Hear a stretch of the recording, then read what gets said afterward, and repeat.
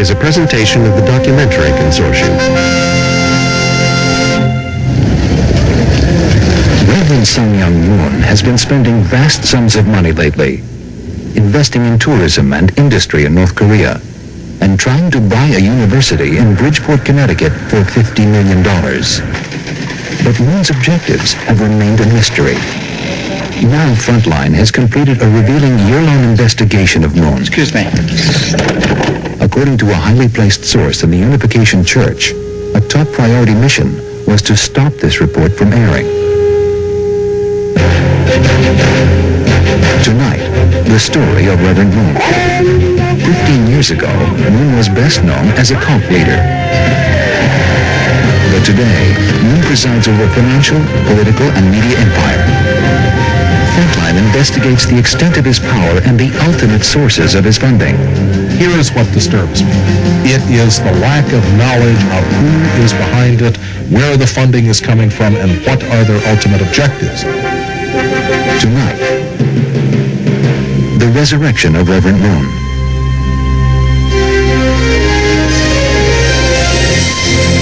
With funding provided by the financial support of viewers like you, and by the Corporation for Public Broadcasting. This is Frontline.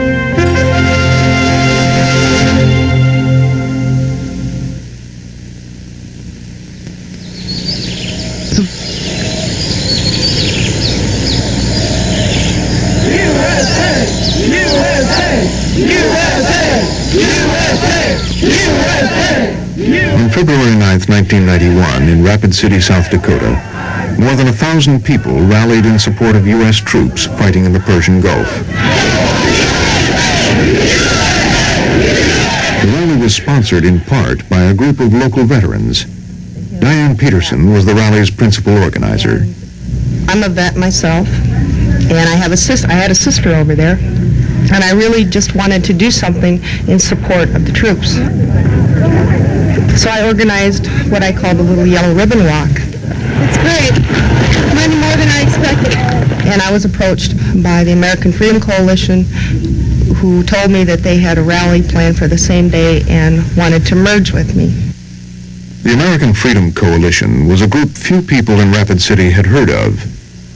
And one citizen, Marv Camera, was curious. About the same time, I noticed a billboard on the east side of Rapid City that said, support our troops, join the Freedom March, and on that same sign was the American Freedom Coalition. You know, when people buy billboards, it takes money, and local groups don't spend that kind of money. I get to thinking, where is this? I ask my congressmen and senators, and they don't tell me. They don't give me the information. So I go to the library, and I find some interesting things. The American Freedom Coalition is an extension of the Unification Church, Moonies for short. And find out Unification Church is behind it. That sort of threw me. I say to myself, what are they trying to gain from this? Because everybody's heard of the Unification Church. We've all heard of the Reverend Moon. What's he got behind it? I felt a little bit abused because I felt I was used. My influence with the veterans organizations was probably a little bit used. The vets did not know who they were associated with, and that is their own damn fault. One has to be very careful when people start waving the flag, finding out really what is behind it, what are their motives. We have a weakness in this country to almost give away the bank if someone waves the flag high enough and long enough, especially if he packs a Bible.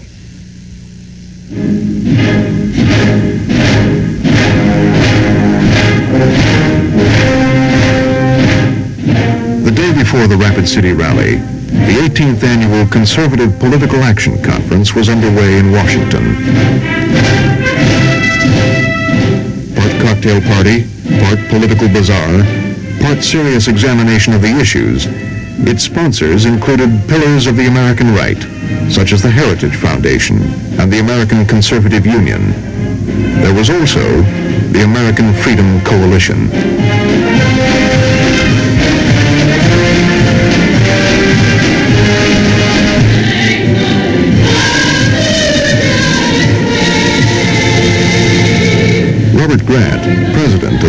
Freedom Coalition spoke at a conference banquet.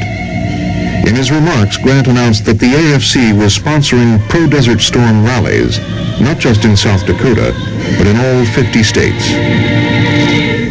With governors and congressmen and senators and veterans organizations working together to send a message across the seas to Saddam Hussein and the men and women of Desert Storm. Once again, let's say God bless America. God bless. Come on, God bless America. The American Freedom Coalition's Desert Storm rallies are only the latest effort by Sun Myung Moon to influence American public opinion. Moon's Unification Movement has long supported the projection of American military power overseas. With a mission to find a job to be done, he's missing his wife and his children. Moon has also consistently promoted a conservative political agenda in the United States. His efforts have not gone unnoticed at the White House. Douglas Weed was a special assistant to President Bush, responsible for liaison with conservative groups. I'd say right now there are probably two groups among conservative organizations that really have an infrastructure, that have grassroots clout. Concerned Women of America would, and American Freedom Coalition would. Vice President George Bush, the Republican nominee. During the 1988 election, the AFC printed and distributed 30 million pieces of political literature, including these glossy voter scorecards. I think the scorecards and some of the independent literature published had an enormous effect. In fact, we had huge notebooks filled with published materials from a wide variety of organizations. The best was probably AFC's. There was by far the slickest and the finest produced material. And when that doesn't cost you anything and is not charged against the campaign and is widely distributed to mailing lists across the country, that has a very important impact. Sponsoring 50 national rallies. The AFC's activities have prompted renewed questions about Sun Myung Moon's involvement in American politics. The AFC calls itself a grassroots organization committed to supporting conservative causes. AFC leaders deny that their group is an appendage of Moon's movement, and they are sensitive about the issue. When we asked Robert Grant to discuss AFC ties to Moon, he refused. In a letter to Frontline, Grant stated, "I see no point in speaking with you either on camera or off camera." Good afternoon, American Freedom Coalition. Please hold. And when Frontline reporter Eric Nadler visited AFC headquarters, no one would talk. We were just here hoping someone could speak to us. Not at this time. Okay, not at any time according to you. Oh, this is Thank you. Okay, have a nice day. You too. We had hoped to ask Robert Grant about allegations that the AFC is violating federal law, namely the Foreign Agents Registration Act. Just before World War II, Congress passed the act, concerned that Japanese and German interests in the U.S. were influencing American public opinion. The act states that any organization involved in political activities and controlled or directed by a foreign principal must register with the Justice Department. It must also report on its activities and provide detailed accounts of its foreign sources of funding. Is the American Freedom Coalition a foreign agent? In 1989, Robert Grant wrote in the Washington Post that more than $5 million, one-third of the AFC's money, came from business interests of the Unification Church. Church officials say that their money comes from overseas, primarily from Japan. Media analyst Brent Bozell is a member of the AFC National Policy Board. If it were to come out that what the AFC is doing is being done at the direction of the Reverend Moon, it would lose its 50 chapters overnight. That allegation has been out there since the day that AFC was formed, and it hasn't stuck because nobody has come up with the smoking gun that he's done it. But Moon's influence over the AFC is underscored by this 1988 letter Frontline obtained from a source who once worked within the Moon organization.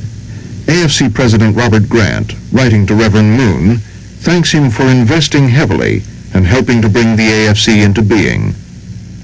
Grant concludes by telling Moon, "Without your leadership, vision, and the support of your devoted followers, the AFC would not exist."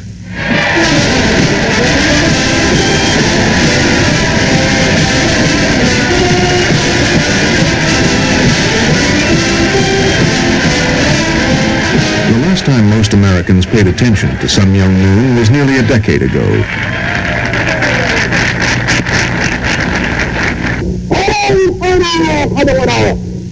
These are the images many still retain of Moon and the Moonies, as his followers once called themselves. Mass weddings of complete strangers chosen as mates by Moon.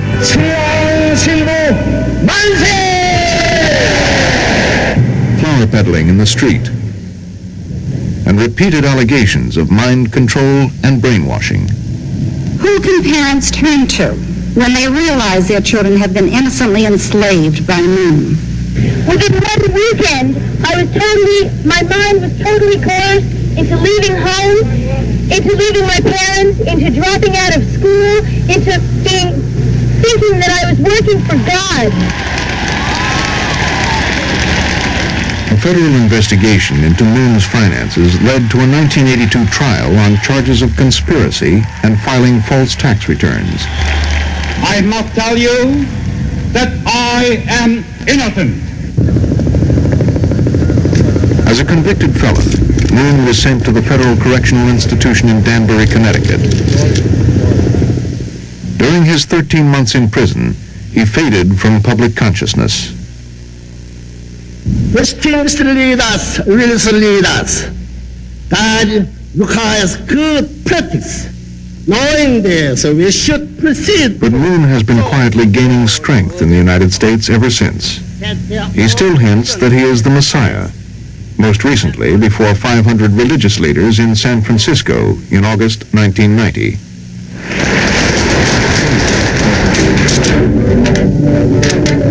While Moon remains a controversial spiritual leader, his church in America has a surprisingly small following, estimated to be no more than 5,000 members.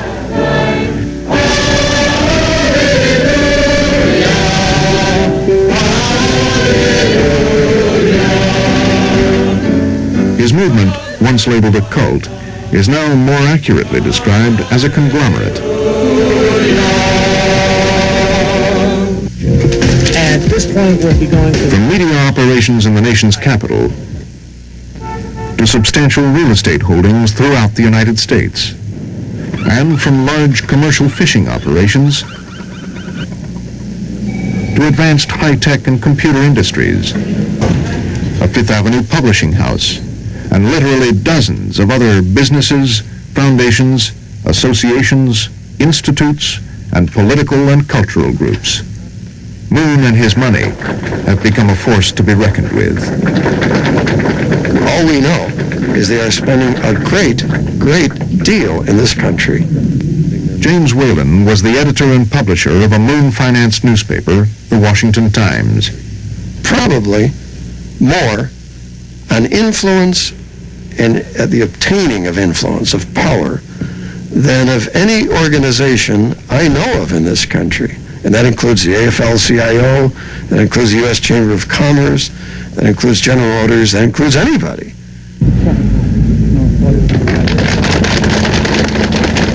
How and why did Sun Myung Moon amass such power and influence? The search for answers begins here in Korea, nearly 6,000 miles from America's shores.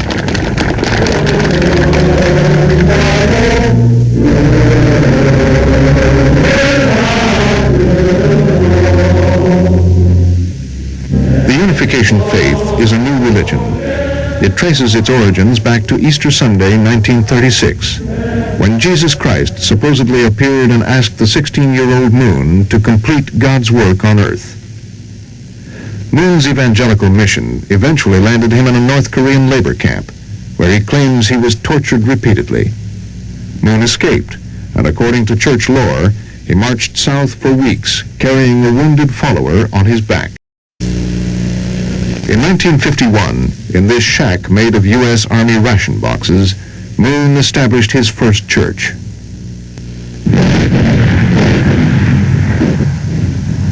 After the Korean War ended, several young military officers, including one named Bohi Pak, converted to the new Holy Spirit Association for the Unification of World Christianity. As the 50s ended, Moon and his missionaries left Korea to spread their faith. Their earliest success came in Japan. There,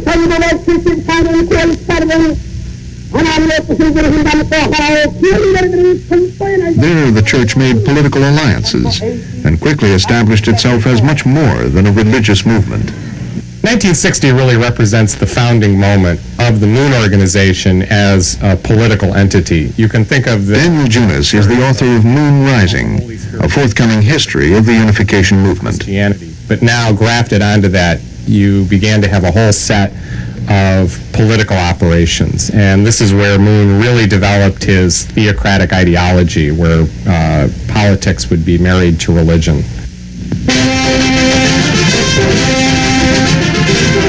1960 was a pivotal moment in U.S.-Asian relations. The Japanese and American governments signed a treaty allowing the Americans to maintain military bases in Japan and providing the Japanese access to America's capital and technology. The signing today of the Treaty of Mutual Cooperation and Security between Japan and the United States is truly a historic occasion. The pact also allowed American forces in Japan to be equipped with nuclear weapons. In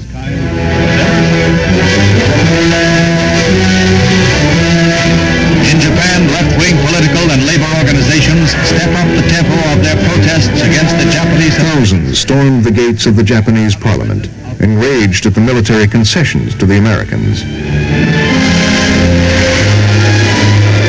Japanese business and political leaders moved to quell the unrest, as brigades of right-wing students staged counter-demonstrations.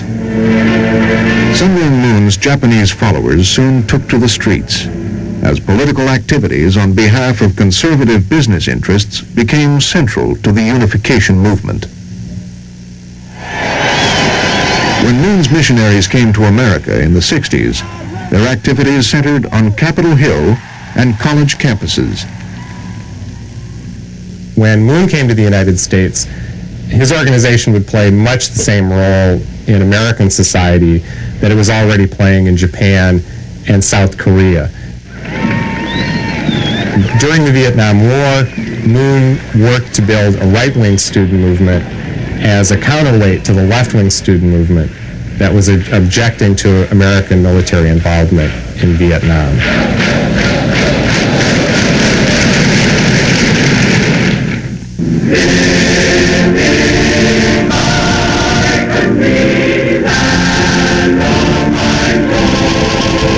And in America, as he had in Japan, Moon began to move among the political elite, from Dwight Eisenhower to Strom Thurmond to Richard Nixon. Moon has glad-handed and corresponded with an astonishing array of political figures.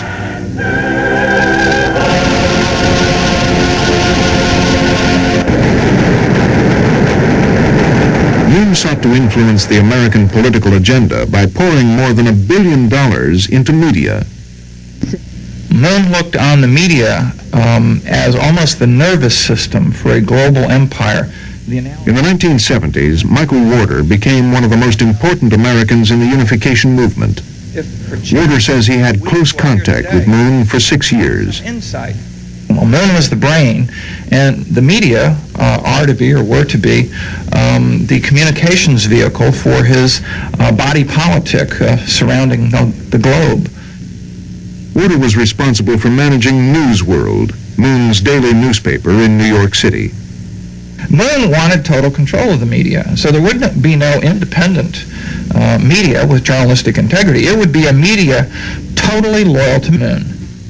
In 1977, Minnesota Democrat Donald Frazier launched the so-called Koreagate investigation, in part a probe into Moon's relationship to the Korean CIA and the buying of political influence on Capitol Hill. Using its own media, Moon's organization struck back in an all-out effort to discredit Fraser. Mr. Fraser follows a far leftist political line and is a well-known opponent of the Korean government. For him, Koreagate was a golden opportunity. One of Moon's media weapons was this film, Truth is My Sword. Moon's aide, Bo Hee Pak, led the charge. What if you are an agent of influence for Moscow here on Hill? If these things are true, then the government of the United States is itself in grave danger. America's very survival and the security of the free world are at stake. Moon wanted a whole series of articles going after poor Congressman Fraser, who was heading up the congressional investigations there. And so we would assign reporters to try and dig up all the dirt we could find on Congressman Fraser. And of course I would say to Moon, I said, well, on the one hand, we're supposed to be doing this, but on the other hand, we're competing with the New York Times, and so there's matters of credibility here. And he would, we'd bluster and get angry at these kinds of things and say, just do what I'm, ordering you to do, and don't ask so many questions and that sort of thing. And of course, Colonel Pak would reinforce these messages from Moon. I cannot help but believe that you are being used as instrument of devil. You, yes, instrument of the devil. I said it. You else, who else would want to destroy a man of God but the devil? I didn't appreciate the accusations they were making against me. They were absolutely false. I think they knew they were false. Donald Fraser is now the mayor of Minneapolis. The fact that they would make them in a public forum like that, I was really totally turned off and disgusted. And so history might remember Donald Fraser, if it remembers him at all. The Fraser subcommittee investigation, in fact, in a strange way, helped the movement, because for members, it became this cosmic struggle of good against evil, of God against Satan. I walk through the valley of the shadow of death, I fear no evil, for thou art with me. Thank you, Mr. Chairman. From the standpoint of the members, it was Jesus taking on the Roman Empire. It was big. It was cosmic.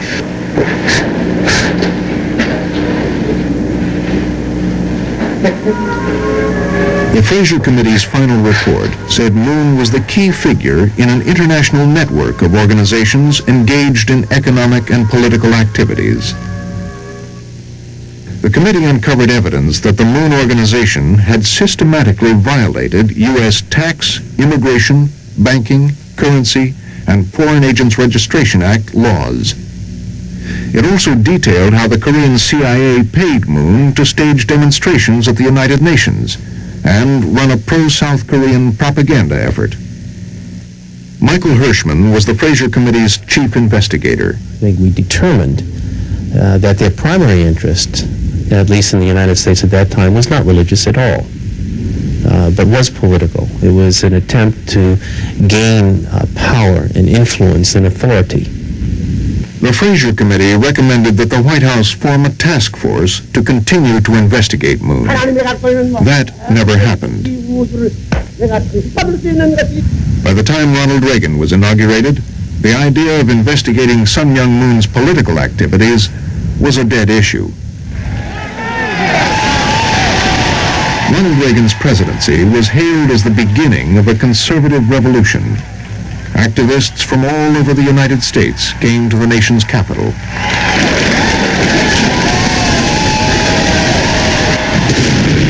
Ironically, with the revolution seemingly won, traditional sources of money for conservative politics, such as direct mail fundraising, began to dry up. But Moon, a VIP guest at the inauguration, soon became a major funder of Washington's new conservative establishment.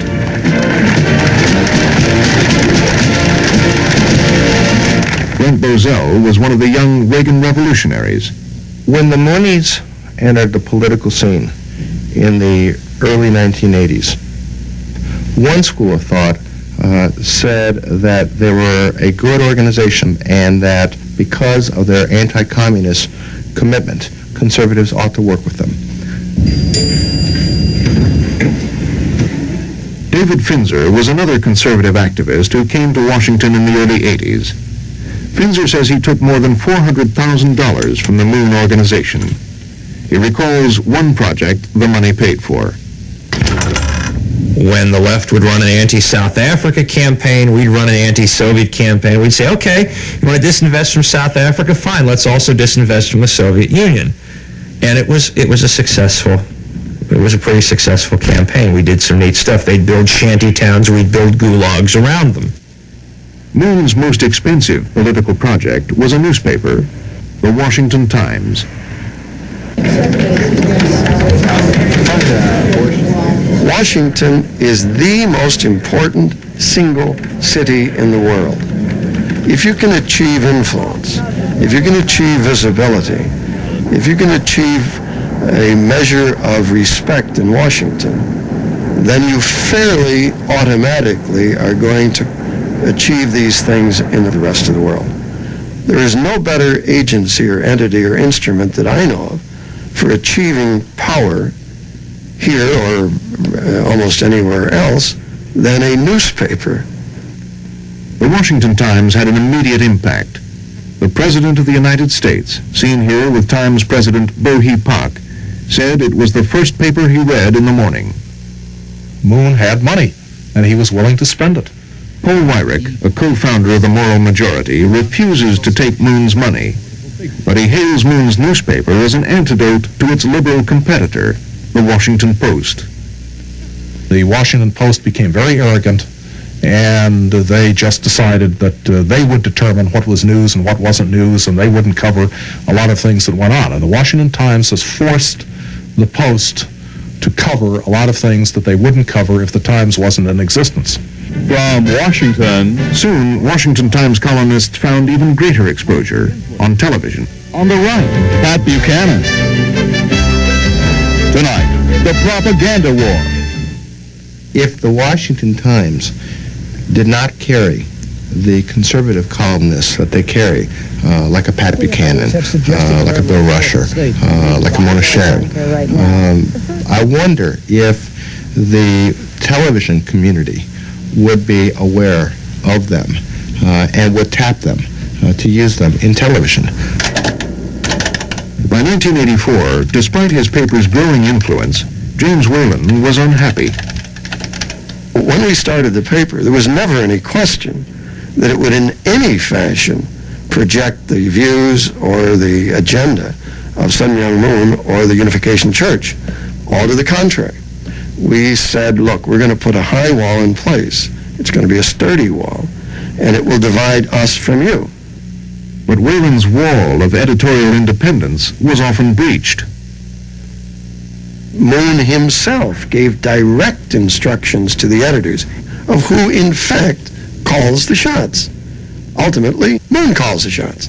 The Washington Times has become a Mooney newspaper. Number one and number two. Whalen resigned.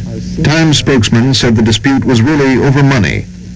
Whalen was later replaced by former Newsweek editor Arnaud de Bourgrave, seen here in a Moon-sponsored film.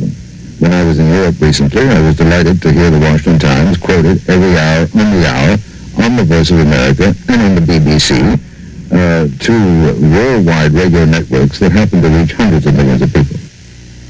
De Bourgrave has consistently denied taking orders from Moon, but the man who ran the editorial pages under de Bourgrave tells a different story. William Cheshire. I protested to de Bourgrave, went up to his office when I saw this happening, and told him this was unethical, improper, unprofessional, and ought to stop. Also was dumb. Cheshire and four others resigned after de Bourgrave ordered an about-face on an editorial critical of the South Korean government. And told him, I said, Otto, we have a problem. He said, what's the problem? I said, the problem is you have conferred with the owners of this newspaper, come back downstairs and demanded a reversal of editorial policy on their say-so. Questions about foreign control of the Washington Times have persisted for years. Other journalists, including Lars Erik Nelson of the New York Daily News, have called for a Justice Department investigation to determine if the Times violates the Foreign Agents Registration Act. And the Justice Department doesn't seem to want to know. And I've never gotten a clear answer from them as to why they don't want to know. What have they told you? They said, that's an interesting point.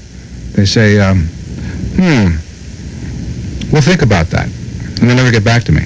The real question is why the Justice Department has such an absence of curiosity. Washington Times officials repeatedly refused to comment to Frontline, even when we showed up with our camera to press for some answers. And I've got a film crew here, and I'm looking to see if there's anyone that I can interview at the Washington Times for this story we're doing. The answer was no, and when we visited another Moon-funded publication, The World and I, the reception grew even colder. Yes, sir. You all are private property. You've been told that.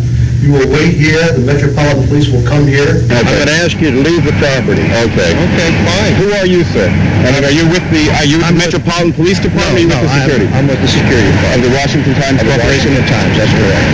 Okay. And I'd like you to leave right now, please. Okay, I'll leave. Thank you. Why are the police here, by the way? Because...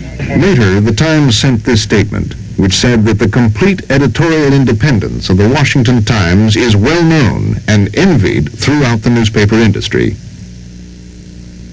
The Times gained respect and influence throughout the Reagan years, lending editorial support to causes favored by the administration. Freedom fighters will huddle close to their radios, hoping to catch word that the administration in America will remain their friend.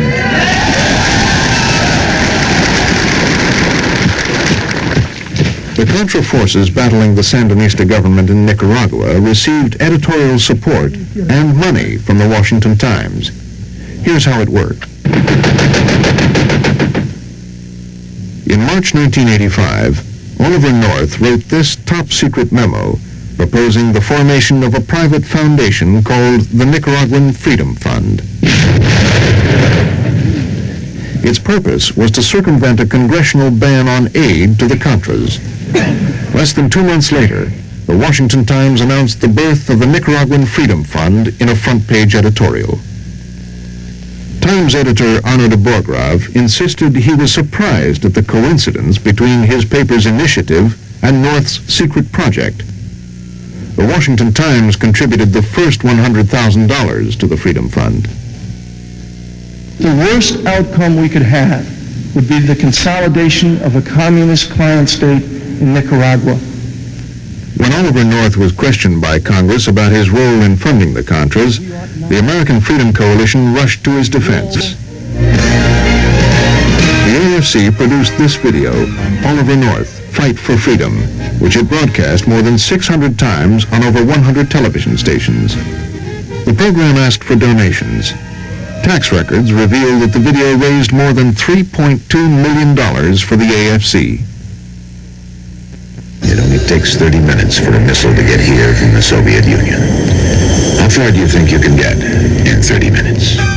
Another project of the Reagan administration was the Strategic Defense Initiative, SDI, or Star Wars. To destroy any missile. The SDI system using smart... It also received support from the Washington Times and the American Freedom Coalition. If you really value life, if you want your children and your grandchildren to get out from under the threat of nuclear annihilation, then please demonstrate your support for SDI right now. This pro-Star Wars video was paid for and distributed by the AFC. We can't stop it. We can't stop one damn missile. All I can do is watch 1 million people die or start blowing up the whole world. They are my only choices. Reverend Moon's organization has been very supportive of Strategic Defense Initiative. And former Defense and Central Intelligence official Daniel Graham, who sits on the AFC National Policy Board, co-produced the video. It's called One Incoming. It includes a scenario that I got Tom Clancy to write for us, and I got Charlton Heston to do the voiceover. As for America, our choice will remain nuclear vengeance or nothing until SDI is deployed. It cost a lot of money to produce it, about $200,000, and Grant said he could raise the $200,000. Now, Grant is supported substantially by the Reverend Moon, so I'm sure that that's where that money came from to produce that movie. According to Graham, the film has been seen on 400 television stations. Do what's right. Let's protect our nation, our families, our loved ones. What has that unification movement has been passed. Besides paying for his own media, Moon sought to influence other press outlets. One vehicle was the World Media Association. And the founder is Reverend Moon, who is deeply concerned for the world media, particularly in the battle against the communism all over the world, who sees that the role of the media is so vital and so important for the salvation of our civilization. The World Media Association sponsors all expense-paid conferences and junkets for journalists all over the world. As Bohi Pak told public station KQED in 1984, the Unification Movement used the association as a weapon in a larger crusade.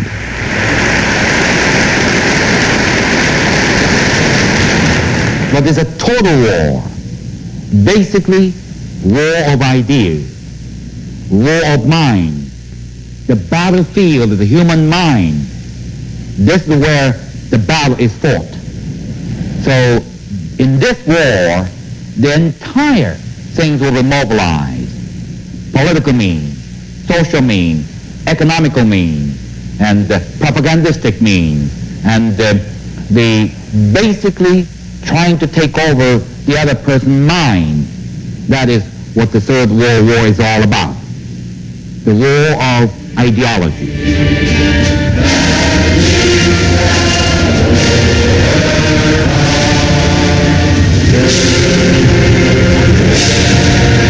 While waging its global war of ideas, the Unification Movement was also fighting another battle. To overcome the stigma of Moon's 1982 conviction for tax evasion. To clear his name, Moon launched a campaign termed the New Birth Project. Its strategy was to show that Moon's prosecution was really racial and religious persecution. I'm here today only because my skin is yellow and my religion is Unification Church. And it's a powerful state trying to break one religion. And what happens to Reverend Moon, watch out, will happen to many other religious figures. For thine is the kingdom, power, and the glory forever and ever. Amen. Church leaders charged the media were part of the problem. We don't like it. We don't like to be abused by any newspaper. We don't like to be abused by the media, and we're not going to take it. But an adroit use of the media was part of the unification plan.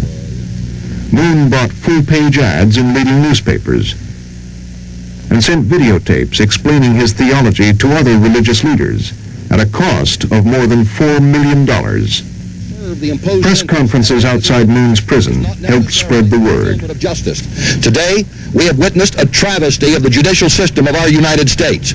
The Reverend Sun Myung Moon has been unjustly convicted. Reverend Moon, like myself, is a minority here in this country, and we don't have the popular views of the mainline churches. We are about liberation. The New Birth Project worked, and Moon was born again as a martyr to bigotry. After he left prison, he was celebrated by more than 1,700 clergy at this God and Freedom banquet in Washington.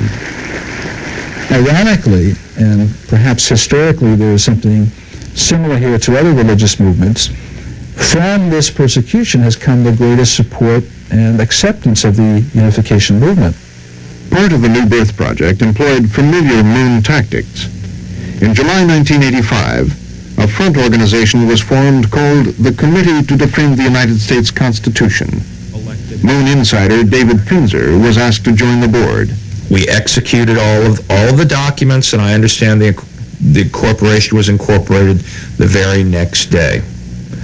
Now, that was the last I heard of the Committee to Defend the United States Constitution for about 2 years. Finzer now claims that he didn't learn until much later that the Committee to Defend the United States Constitution was a front group. All of the money was spent for publications or advertising or events that supported Reverend Moon. We found a magazine that was put out under the committee's name. There, my name was listed as one of the directors that I'd never seen before. We found a check that showed that to the printer was something like $174,000 printed for that.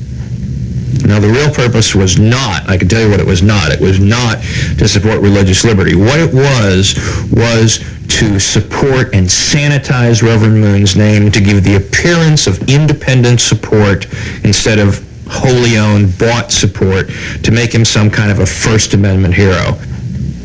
Moon ultimately went to the top in his effort to clear his name, seeking a presidential pardon for his crimes.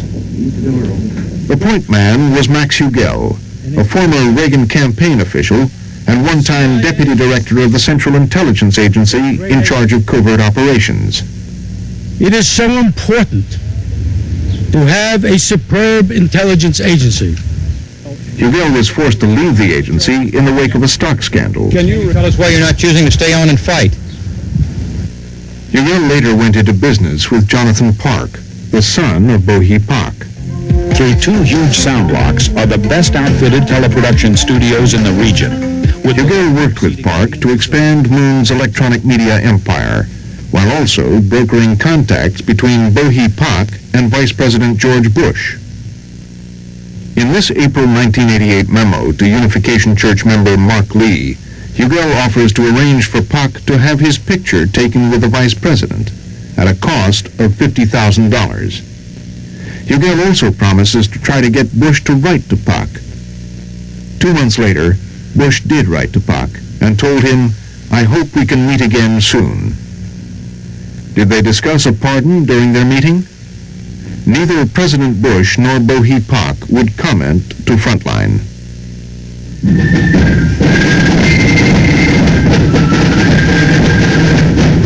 Later in 1988, Hugel also recruited the law firm of one of Ronald Reagan's best friends to assist in Moon's pardon effort, former Senator Paul Laxalt.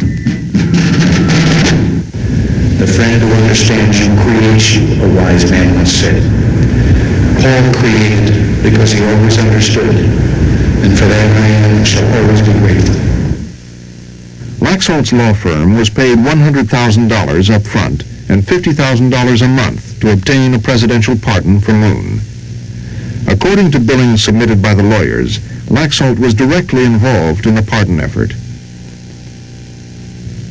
This petition for executive clemency was delivered to the Justice Department, accompanied by letters from Senator Orrin Hatch, publisher William Rusher, civil rights leader Ralph Abernathy, endorsing the pardon. The Washington Times also became involved in the pardon campaign. First, editor Anna de Borgrave wrote a letter from the editor. Not really a letter to the editor, it was a letter to President Reagan, urging President Reagan to grant Reverend Moon a presidential pardon. Later, the Times ran this article examining Reagan's record on pardons.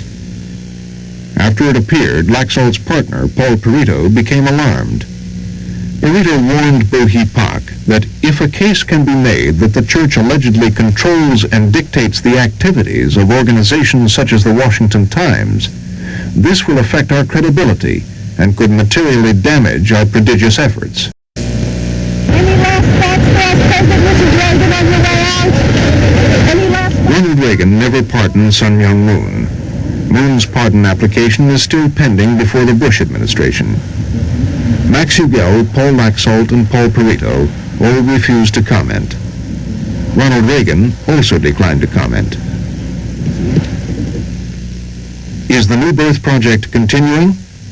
In June 1991, Inquisition, a new, purportedly independent investigation of Moon's 1982 tax fraud prosecution, was released by a Washington publisher, Regnery Gateway. Its author, Carlton Sherwood, is a Pulitzer Prize-winning investigative reporter who once worked for the Washington Times. Inquisition has a curious history. It was printed once before by an obscure publishing house called Andromeda.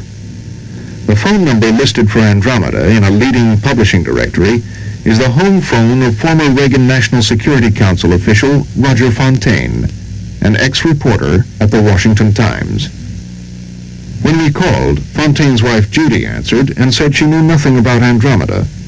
Then she told us that the company was bankrupt and that Inquisition was published by Regnery Gateway. Alfred Regnery is the head of Regnery Gateway. It's not unlike a lot of other books we've published. It's a story that deals with the First Amendment, which is something that's very dear to publishers, of course. Alfred Regnery was told by Carlton Sherwood that the Moon Organization would purchase 100,000 copies of Inquisition, at least according to former Washington Times editor James Whalen, another Regnery Gateway author. But Alfred Regnery denies it. I never said that to Jim, and I've never had any conversations with, what's his name, Bo Epoch. I'm not even sure who he is. 1 week after talking to Regnery, Frontline obtained a copy of a letter addressed to Sun Myung Moon. The letter was written by James Gavin, a Moon aide. Gavin tells Moon he reviewed the overall tone and factual contents of Inquisition before publication and suggested revisions. Gavin adds that the author, Mr. Sherwood, has assured me that all this will be done when the manuscript is sent to the publisher. Gavin concludes by telling Moon, when all of our suggestions have been incorporated, the book will be complete and, in my opinion, will make a significant impact. In addition to silencing our critics now, the book should be invaluable in persuading others of our legitimacy for many years to come. Although he refused an on-camera interview, Carlton Sherwood told Frontline that the Unification Movement exerted no editorial control over his book. When we visited Gavin's office in McLean, Virginia, our request for an interview was refused. Excuse me.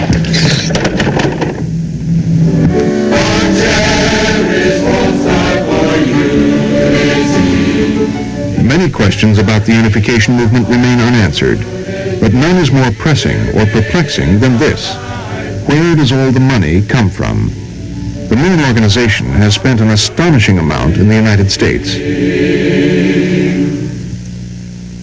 More than $800 million on the Washington Times. Hundreds of millions on national periodicals. Tens of millions on electronic media. At least $40 million on New York newspapers. More than $10 million on a New York publishing house. Millions on World Media Association junkets and conferences. Millions more on new right organizations, including the American Freedom Coalition. Well over $100 million on real estate, including the New Yorker Hotel in Midtown Manhattan. At least $40 million on commercial fishing operations. And at least $75 million on the New Birth Project. It all adds up to more than $1 billion. But most of Moon's operations in America are losing money. Virginia Commonwealth University professor David Bromley. Most of the Unifications Movement businesses, as far as I can tell, have lost substantial sums of money. Again, the best example is the Washington Times, which may have lost as much as $50 million a year, a major loser. So where does the money come from? Moon himself told the Senate Judiciary Committee in June 1984, the money comes from overseas. Several hundred $1 million have been poured into America. Because this nation will decide that destiny of the world, these contributions are primarily coming from overseas. But from where overseas? Not from Korea. According to the Far Eastern Economic Review, many of the church's businesses in Korea are performing poorly or need to make major new investments. For nearly 2 decades, it has been reported that one major Moon patron is Ryoichi Sasagawa, one of the richest men in Japan. Sasagawa's money comes from his monopoly on the motorboat racing industry. Legalized gambling on the sport is a $14 billion a year industry in Japan. For more than a half century, Ryoichi Sasakawa has been one of the primary political brokers inside Japan. Author Pat Choate, whose book Agents of Influence examines Japan's campaign to shape America's policy and politics. When Reverend Moon expanded his operations inside Japan, he asked Sasakawa to be one of the principal advisors to his church inside Japan.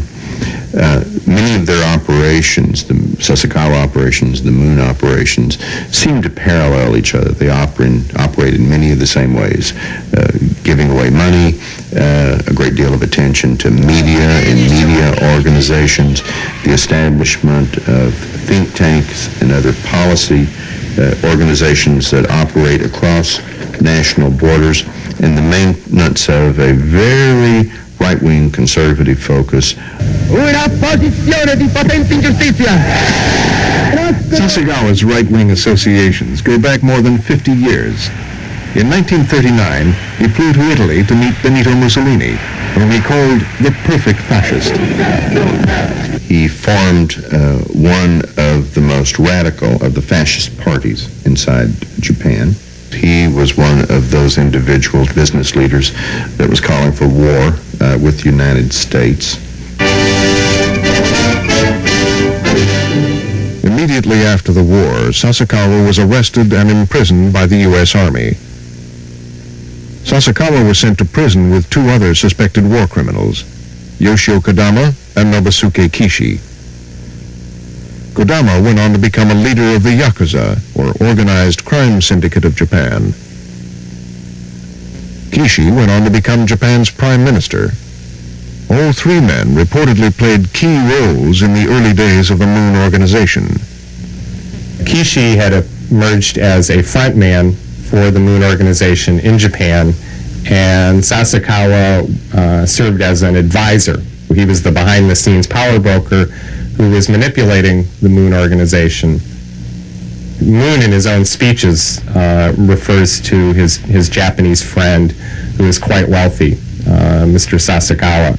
In 1967, Moon and Sasakawa are reported to have formed the Japanese chapter of the World Anti-Communist League, which funded anti-communist insurgencies worldwide. Thousands cheered Moon at this 1970 rally in Tokyo. Today, Sasakawa denies providing any financial or political assistance to Moon. Sasakawa told Frontline that he only met Moon once, 25 years ago. Yet Moon, in a 1973 speech, claimed he was very close to Sasakawa, and Bohee Pak called Sasakawa Moon's chief ally in the battle against communism. If they're using substantial amounts of the Japanese money, is they're not only running a Korean agenda, but they're also serving as political mercenaries for the Japanese. And it should be a matter of great concern. Moon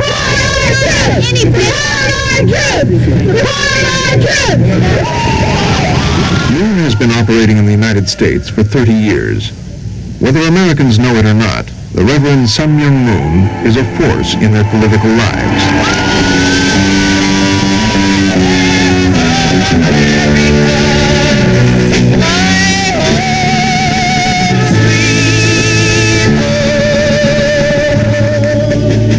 But some Americans are suspicious of Moon and question whether his political activities are in the interest of America. Here is what disturbs me. It is the lack of knowledge on the people who are being taken in by this activity, of who is behind it, where the funding is coming from, and what are their ultimate objectives. This should be the ultimate congressional investigation, is to lay all this out before the American people, bring it into the sunshine, and stop it. Since 1978, Congress has demonstrated little interest in investigating Moon. And when we visited the Justice Department, officials there had nothing to say. I'd like you to go down and answer the question why the Justice Department isn't investigating the Washington Times under the Foreign Agents Registration Act.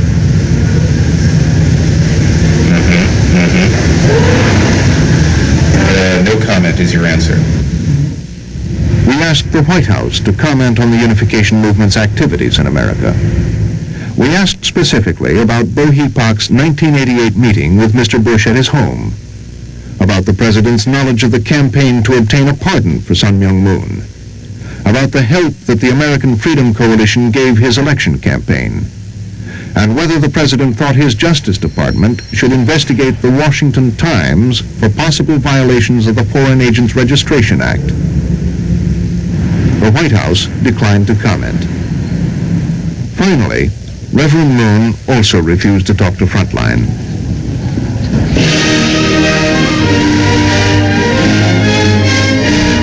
But in this church-sponsored film, Reverend Moon in America, he had this to say. Now, whether positively or negatively, America knows me, and it happened quickly. At least I have America's attention. Because of that, I will be able to tell the people the truth of God, the new revelation. The worst treatment America could give me is to ignore me. Now I can preach the truth.